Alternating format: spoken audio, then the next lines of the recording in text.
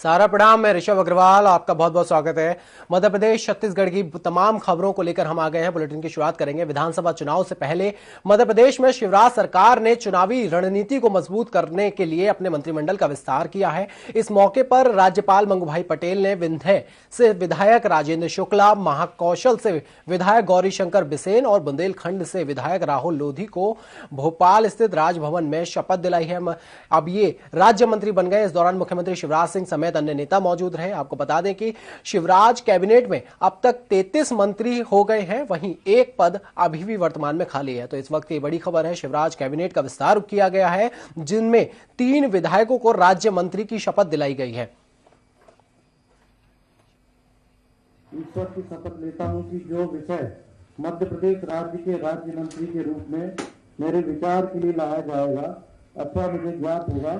वही विधानसभा चुनाव की से पहले मध्य प्रदेश की शिवराज सरकार की चुनावी रणनीति मजबूत करते हुए मंत्रिमंडल का विस्तार किया है। 3 विधायकों को राज्यपाल मंगूभाई पटेल ने जो है आज राज्य मंत्री की शपथ दिलाई है। यानी कि अब शिवराज कैबिनेट में 33 मंत्री हो गए हैं और एक पद अभी भी वर्तमान में खाली है। और ये बीजेपी की जो है एक बड़ा जो है देखने को मिल रहा है, क्योंकि विंध्य से विधायक राजेंद्र शुक्ला, महाकौशल से विधायक गौरीशंकर बिसेन और बुंदेलखंड से विधायक राहुल लोधी को राज्य मंत्री बनाया गया है आज। तो इस खबर पे ज्यादा जानकारी के लिए अनुपमा हमारे साथ जुड़ी हुई है। अनुपमा, आज 3 मंत्रियों को जो है राज्य मंत्री की शपथ दिलाई गई है, 3 विधायकों को राज्य मंत्री की शपथ दिलाई गई है। इस पे क्या और अपडेट है, जरा जानकारी दीजिए। देखिए, 3 लोगों को शपथ दिलाई गई है, जबकि 4 पद अभी मंत्रिमंडल विस्तार के लिए जो थे खाली थे, उसमें से 3 लोगों को अब मंत्री बनाया गया, जिसमें राजेंद्र शुक्ला जो है वो विंध्य से आते हैं, गौरीशंकर, महाकौशल और बुंदेलखंड से राहुल लोधी। आपको बताएं कि देखिए, विधानसभा चुनाव मध्य प्रदेश में नजदीक है। कुछ रूठे हुओं को मनाने के लिए और साधकों को साधने के लिए ये जो कवायद की गई है कि जो इतने दिनों से जो 4 मंत्रियों का पद रिक्त था मंत्रिमंडल में, जिनमें से 3 लोगों को अब मंत्री बनाया गया है। जी बिल्कुल अनुपमा, आप बनी रहिए हमारे साथ। बुलेटिन में आगे बढ़ेंगे। शिवराज सरकार के मंत्रिमंडल विस्तार को लेकर पीसीसी चीफ कमलनाथ ने बीजेपी पर ट्वीट कर निशाना साधा है। कमलनाथ ने शायराना अंदाज में लिखा कि जब कार्यकाल हो रहा है समाप्त और गिरने वाली है सरकार, तब मध्य प्रदेश में मंत्रिमंडल का हो रहा है विस्तार। विदाई के समय स्वागत गीत गाने वाली बीजेपी सरकार अब विस्तार क्या पूरा मंत्रिमंडल भी बदल दे तो भी हार निश्चित है। ये मंत्रिमंडल नहीं, भ्रष्टाचार की मित्र मंडली का विस्तार है। अनुपमा लगातार हमारे साथ में बनी हुई है। अनुपमा, पीसीसी चीफ कमलनाथ ने निशाना साधा है बीजेपी के मंत्रिमंडल विस्तार को लेकर, जरा बताइए हमें। देखिए, बिल्कुल पीसीसी चीफ ने ट्वीट किया है, ट्वीट करके चुटकी ली है कि अब अंतिम समय है, कुछ ही दिन शेष हैं जब विधानसभा चुनाव की तारीखों का ऐलान हो जाएगा और ऐसे में मंत्रिमंडल विस्तार जो पद थे वो रिक्त थे, उनमें से 3 लोगों को मंत्री बनाया गया है। एक जो राहुल लोधी है वो तो विधायक भी नहीं है और ये उपचुनाव कांग्रेस से विधायक थे, लेकिन भाजपा में चले गए। भाजपा में जाने के बाद में जब उपचुनाव में दमोह से इन्होंने चुनाव लड़ा था तो ये वहां हार गए थे। उसके बाद उनको भी मंत्री बनाया गया है। यानी कि लोगों को साधने की, महाकौशल को, विंध्य को और बुंदेलखंड को, इनको साधने की कवायद है। और इससे पहले केवल मतलब कुछ ही दिन शेष हैं उस विधानसभा चुनाव से, उससे पहले ये विस्तार किया गया। तो इस पर कमलनाथ जो पूर्व मुख्यमंत्री हैं, पीसीसी चीफ है, उन्होंने चुटकी ली है कि जाती हुई सरकार है और उस समय पे 3 और मंत्रिमंडल का विस्तार की जगह पूरा मंत्रिमंडल ही बदल देना चाहिए। तो देखिए, चुनाव है, चुनाव के समय पे इस तरह की घटना हुई है तो फिर ये चुटकी उन्होंने ली है। और ये बात सत्य है कि अब कुछ ही दिनों बाद मतलब कुछ ही दिन शेष हैं कि मध्य प्रदेश में जो विधानसभा चुनाव की तारीखों का ऐलान हो जाएगा, आचार संहिता लग जाएगी और जो है फिर से एक नई सरकार का गठन होने वाला है। उससे कुछ समय पूर्व ही मंत्रिमंडल का विस्तार हुआ है। जी अनुपमा, बहुत बहुत धन्यवाद तमाम जानकारियां देने के लिए। बात करेंगे अगली खबर की। भोपाल में मुख्यमंत्री शिवराज सिंह चौहान ने मेट्रो मॉडल कोच का अनावरण किया। इस मौके पर सीएम शिवराज ने पहले पौधारोपण किया, जिसके बाद सीएम ने फीता काटकर मेट्रो मॉडल कोच का अनावरण किया। वहीं मेट्रो कोच के अधिकारियों के साथ मेट्रो कोच का अवलोकन किया और साथ में कई महत्वपूर्ण जानकारियां प्राप्त की। साथ ही सीएम ने कहा कि प्रदेश तेजी से आगे बढ़ रहा है। हमने भोपाल और इंदौर को मेट्रो सिटी बनाने का सपना देखा है। हमारा संकल्प पूरा हो रहा है।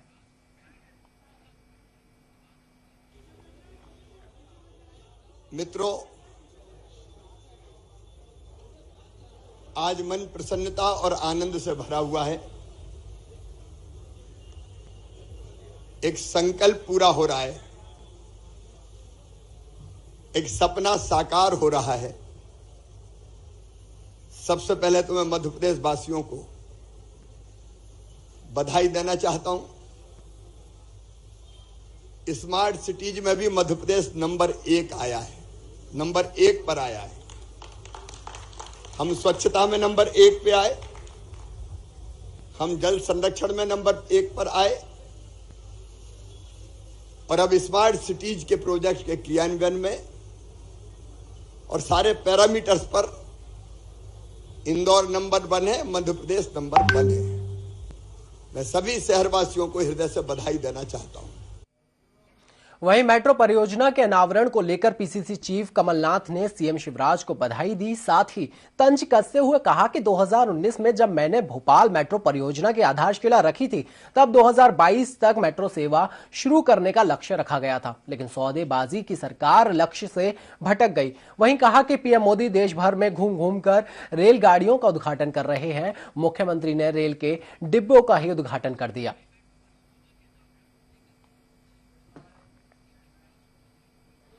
वहीं राजधानी भोपाल की बात कर रहे हैं। कुशाभाऊ ठाकरे सभागार में प्रधानमंत्री नरेंद्र मोदी के कार्यक्रम मन की बात के पहले और दूसरे संस्करण का अनावरण शनिवार को किया गया। इस मौके पर केंद्रीय मंत्री अनुराग सिंह ठाकुर, मुख्यमंत्री शिवराज सिंह चौहान और प्रदेश के अध्यक्ष वीडी शर्मा उपस्थित रहे। इस दौरान सभी मुख्य अतिथियों ने सभा को संबोधित भी किया। कर्मठ और कल्पनाशील मस्तिष्क के धनी भारत सरकार की सूचना और प्रसारण मंत्री, युवा और खेल जिनके जिम्मे किया हुआ है माननीय प्रधानमंत्री जी ने, ऐसे आदरणीय अनुराग सिंह ठाकुर जी, मैं उनका मध्य प्रदेश की धरती पर स्वागत करता हूं, उनका अभिनंदन करता हूं। स्वागत में तालियां जरा जोर से बजनी चाहिए। भाषा में आपको शिक्षा दी जा सके, उसको बल दिया गया। और मध्य प्रदेश एक ऐसा राज्य है जिसने मेडिकल तक की शिक्षा का भी सिलेबस हिंदी में अपनी मातृभाषा में करने का सबसे पहले काम किया है।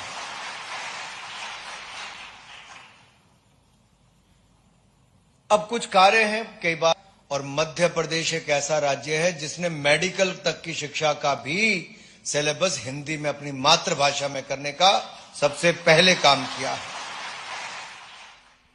केंद्रीय कृषि मंत्री नरेंद्र सिंह तोमर ग्वालियर पहुंचे। इस दौरान मंत्री तोमर ने पीएम मोदी के इसरो सेंटर जाकर वैज्ञानिकों को मिशन चंद्रयान की बधाई देने पर पत्रकारों से चर्चा की। केंद्रीय मंत्री ने कहा कि पीएम के उत्साहवर्धन से उन्हें प्रेरणा मिलेगी। वहीं सीएम शिवराज सरकार के मंत्रिमंडल विस्तार पर तीनों नए मंत्रियों को बधाई दी।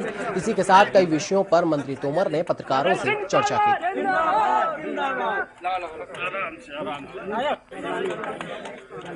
अरे यार क्या कर रही है? उत्साहित किया जाए।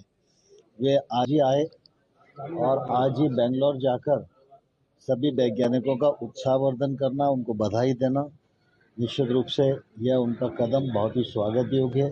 इससे वैज्ञानिकों को और प्रेरणा मिलेगी और वो नित नए आयाम अर्जित करेंगे। उन्होंने कहा कि अब नेशनल स्पेस डे भी होगा 23 अगस्त। स्वाभाविक रूप से प्रधानमंत्री जी तो दूरदृष्टि और नेता हैं, तो आगे क्या करना है ये हमेशा उनके मन में बना रहता है। मंत्रिमंडल विस्तार भी हुआ है, मध्य प्रदेश में 3 मंत्रियों को शामिल किया गया।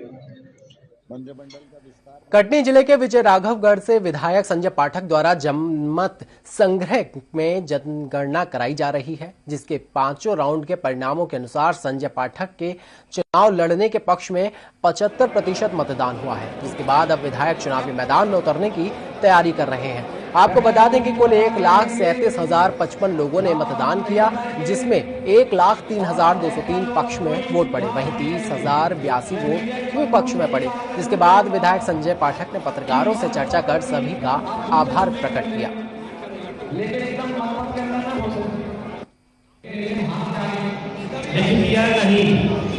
इसीलिए वोट को रिजेक्ट किया जाता है कि हाँ अगर नहीं किया है तो हार जाना तो उन्हें गलती से यहाँ ना लेकर के यहाँ नहीं करा। इसलिए मैंने मान लिया कि मेरे को वोट नहीं पड़ी, मेरे खिलाफ है ये, इसको रिजेक्ट कर। ये टेबल नंबर 46 में जाकर गया है नहीं उसको एक और मजेदार वोट नहीं है, वो भी मैं दिखाना चाहूँगा।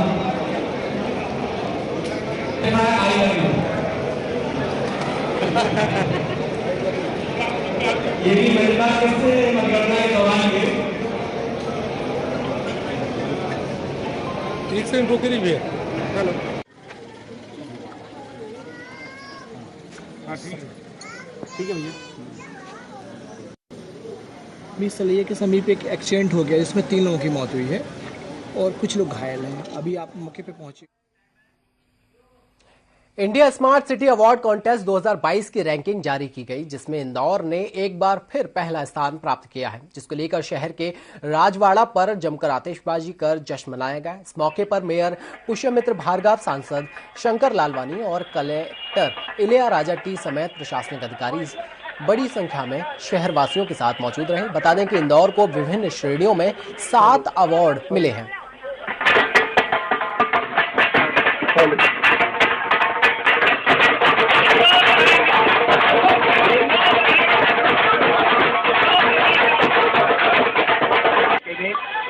जैसे कि सभी जनप्रतिनिधियों ने बताया, सबसे बड़ा श्रेय ना हम हमारी नागरिक हैं, मतलब वो कितने सपोर्ट दे रहे हैं, मतलब सारे के साथ, जनप्रतिनिधियों के साथ, प्रशासन के साथ।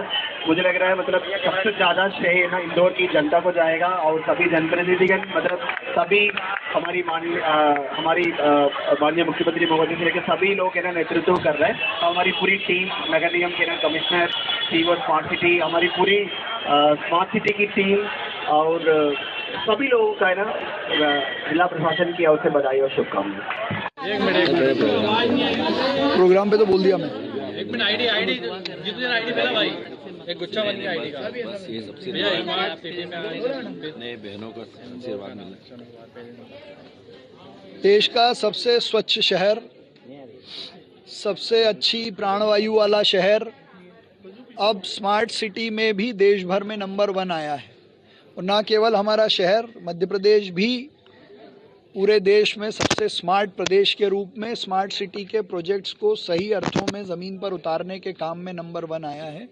इसके पीछे स्मार्ट सिटी के एग्जीक्यूशन को जिस तन्मयता से माननीय मुख्यमंत्री जी के नेतृत्व में इंदौर ने किया है, उसके लिए बधाई, शुभकामनाएं। चाहे इंटीग्रेटेड ट्रैफिक मैनेजमेंट सिस्टम हो, इंदौर को सोलर सिटी बनाने की तरफ आगे बढ़ना हो।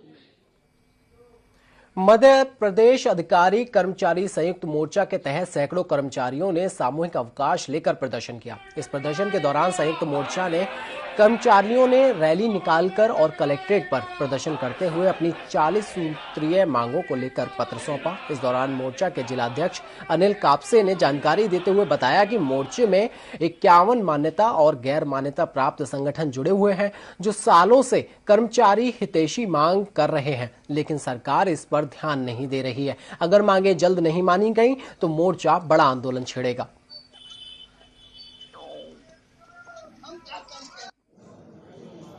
क्या शुभ नाम है आपका? अनिल कापसे। कापसे जी, बताएं क्या वजह है कि आप लोग को यहाँ पर हड़ताल करनी पड़ रही है और क्या क्या मांगे आपकी प्रमुख है और कितने संगठन, कितने कर्मचारी आपके साथ शामिल है?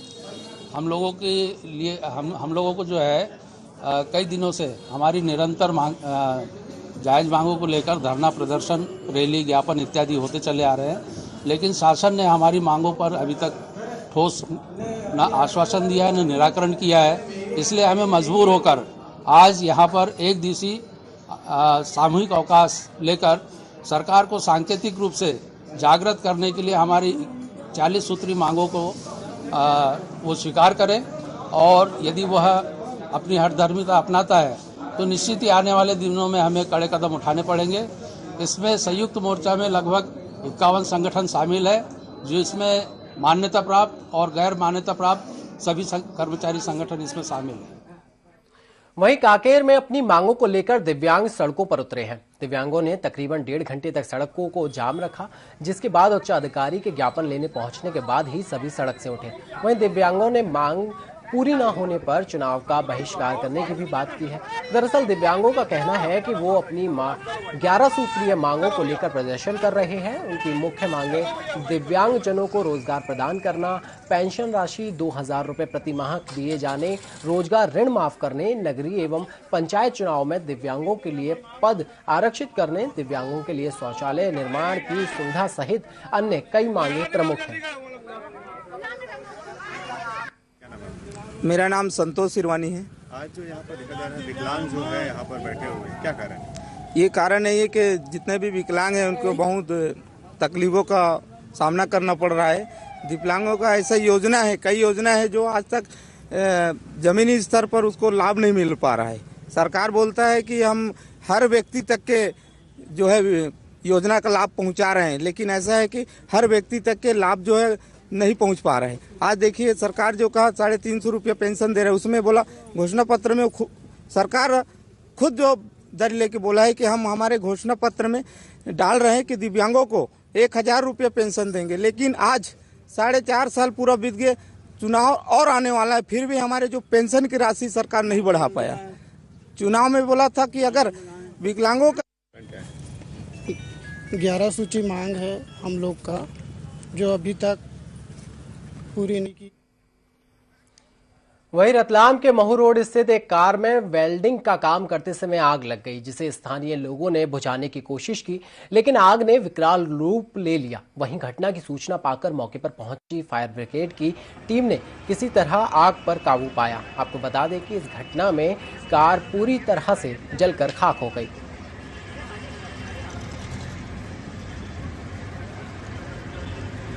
तो खबर रतलाम के महू रोड की है, जहां पर एक कार में वेल्डिंग का काम किया जा रहा था और वेल्डिंग की चिंगारी की वजह से कार में आग लग गई, जिसे वहां पे स्थानीय लोग जो मौजूद थे उन्होंने बुझाने की कोशिश की, लेकिन आग ने विकराल रूप ले लिया और आग नहीं बुझ पाई। वहीं घटना की सूचना फिर फायर ब्रिगेड के टीम को दी गई, जिसके बाद फायर ब्रिगेड की टीम मौके पर पहुंची और किसी तरह से आग पर काबू पाया। आपको बता दें कि इस घटना में कार पूरी तरह से जलकर खाक हो गई। वहीं ज़्यादा जानकारी के लिए हमारे साथ विजय मीना हमारे साथ जुड़ रहे हैं। विजय, क्या मामला है, ये घटना हुई है और इसमें क्या जनहानि भी हुई है, जरा बताइए। देखिए, मैं आपको बता दूं कि मऊ नीमच रोड पर एक वेल्डिंग की दुकान थी। वहां पर एक इक्को कार जो थी वो खड़ी हुई थी, उसमें काम चल रहा था वेल्डिंग का। उस वेल्डिंग से निकली चिंगारी से कार में अचानक आग लगी। दुकानदार और जो कार मालिक था उसने आग बुझाने की काफी कोशिश की, लेकिन आग तेजी से बढ़ गई और इतनी तेज लपटें निकलने लगी, जिसके बाद तत्काल फायर ब्रिगेड के अमले को सूचना दी गई। तो फायर ब्रिगेड का अमला वहां मौके पर पहुंचा और उसने आग पर काबू पाया। लगभग करीब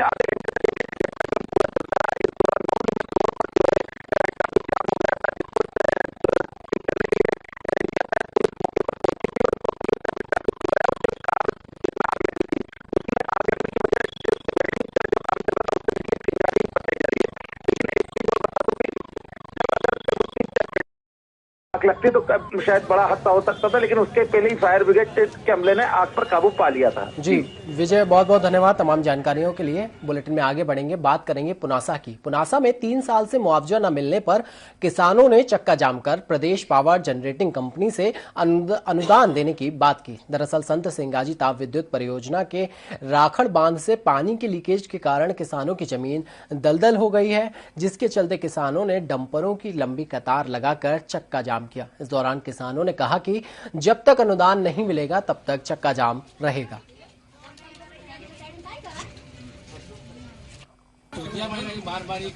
बाकी गाँव नहीं रहा यार।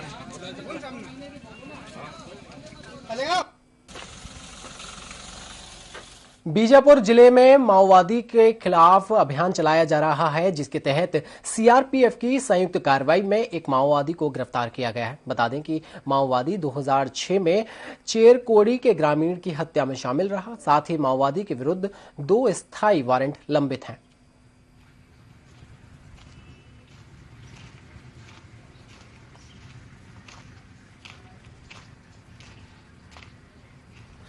वही खबर आ रही है जगदलपुर से। जगदलपुर में डिमरापाल आश्रम के सामने जंगल में कंकाल मिलने से हड़कंप मच गया, जिसकी सूचना पुलिस को देने पर एडिशनल एसपी सहित फॉरेंसिक टीम मौके पर पहुंची, जिसके बाद कंकाल को मेडिकल कॉलेज में भिजवाया गया। फिलहाल जांच के बाद ही कंकाल की पहचान हो पाएगी। तो खबर जगदलपुर से है, जहां एक कंकाल मिलने से जो है सनसनी फैल गई है, इलाके में हड़कंप मच गया है, जिसकी सूचना पुलिस को दी गई।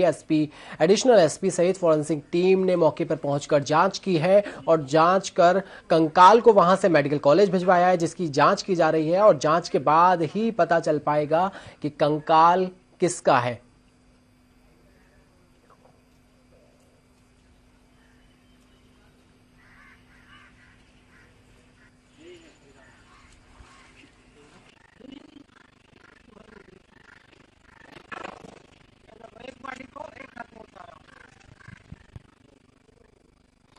तो फिलहाल बुलेटिन में इतना ही। रुक करेंगे ब्रेक का।